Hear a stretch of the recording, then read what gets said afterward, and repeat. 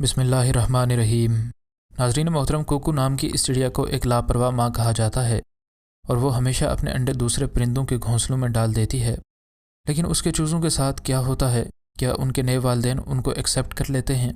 क्या वो इस बात पर शक करते होंगे कि वो इस बच्चे के असल माँ बाप नहीं हैं? कुकू की बहुत बड़ी तादाद को देखकर यकीनन इन तमाम सवालों का जवाब हाँ ही है।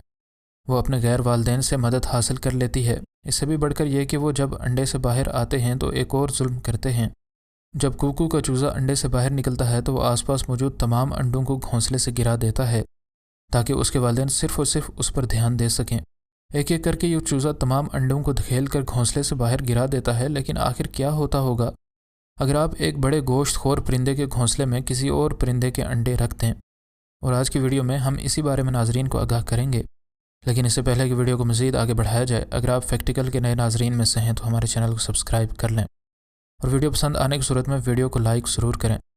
नाजरीन मोहतरम, जब इस गोश्तखोर परिंदे के घोंसले में किसी और परिंदे के अंडे रख दिए जाएँ तो क्या ये परिंदा ढूंढेगा कि उसके अंडे बदल दिए गए हैं?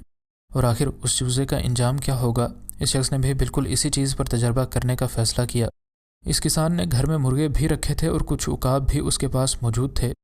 उकाबों के एक जोड़े ने अंडे दिए और अब वो वालिदैन बनने की तैयारियों में थे। लेकिन इस किसान ने उनमें से एक अंडे को बदलकर उसकी जगह मुर्गी के अंडे को रख दिया और इसी तरह उकाब के अंडे को उठाकर मुर्गी के नीचे रख दिया गया। शुरू में तो इन दोनों परिंदों को ही इस बारे में नहीं पता चला कि अंडे बदल दिए गए हैं और वो एक दूसरे के अंडों पर बैठे रहे। लेकिन जब अंडों में से चूज़े निकले तो इस किसान को बेहद हैरत हुई। इस रहमदिल मुर्गी ने इस चूज़े को मुकम्मल तौर पर अपना लिया और उसकी बिल्कुल वैसे ही देखभाल करने लगी जैसे कि वो उसका अपना ही बच्चा हो। मुर्गियों के अंदर मौजूद जज्बात ममता बड़े ही अच्छी तरह डेवलप हुए होते हैं और यूँ वो दीगर नस्लों से ताल्लुक़ रखने वाले परिंदों के बच्चों को भी बड़ी ही अच्छी तरह अपना लेती हैं। लेकिन इस उकाब की कहानी ही अलग थी। उकाबों के इस जोड़े ने जब अपने अंडे से इस चूज़े को निकलते हुए देखा तो उनने उसको बगौर देखना शुरू कर दिया।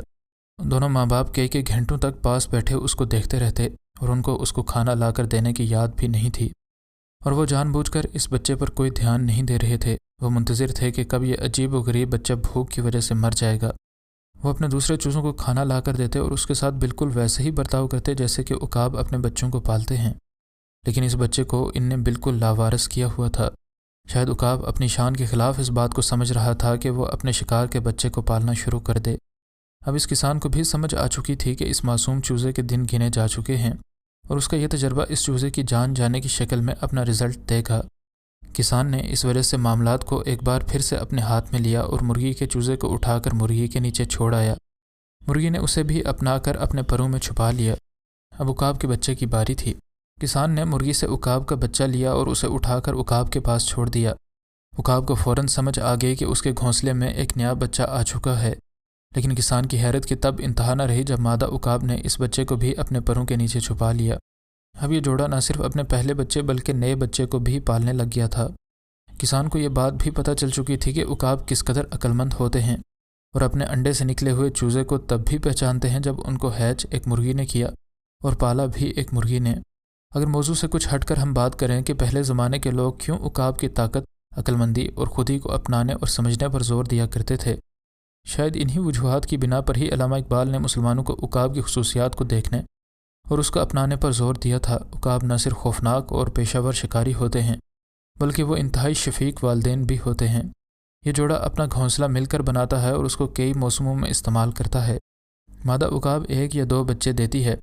दीगर परिंदे अलग अलग जिम्मेदारी निभाते हैं जिनमें नर खाना लाने जाता है जबकि माँ घर ही रहती है। उकाब के केस में मादा और नर दोनों बारी बारी अंडे पर बैठते हैं और चूज़ा निकलने पर बारी बारी उसके लिए खाना लाने के लिए जाते हैं। चूज़े बचपन से ही आपस में खाने के लिए और वालिदैन की तवज्जो के लिए लड़ने लगते हैं और यूँ कमज़ोर चूज़े मर जाते हैं और सिर्फ वही चूज़े बड़े हो पाते हैं जो कि बचपन से ही ताकतवर थे। इस हिसाब से ये बात बड़ी ही अच्छी थी कि इस किसान ने वक्त रहते इन चूज़ों को इनके असल वालिदैन के सुपुर्द कर दिया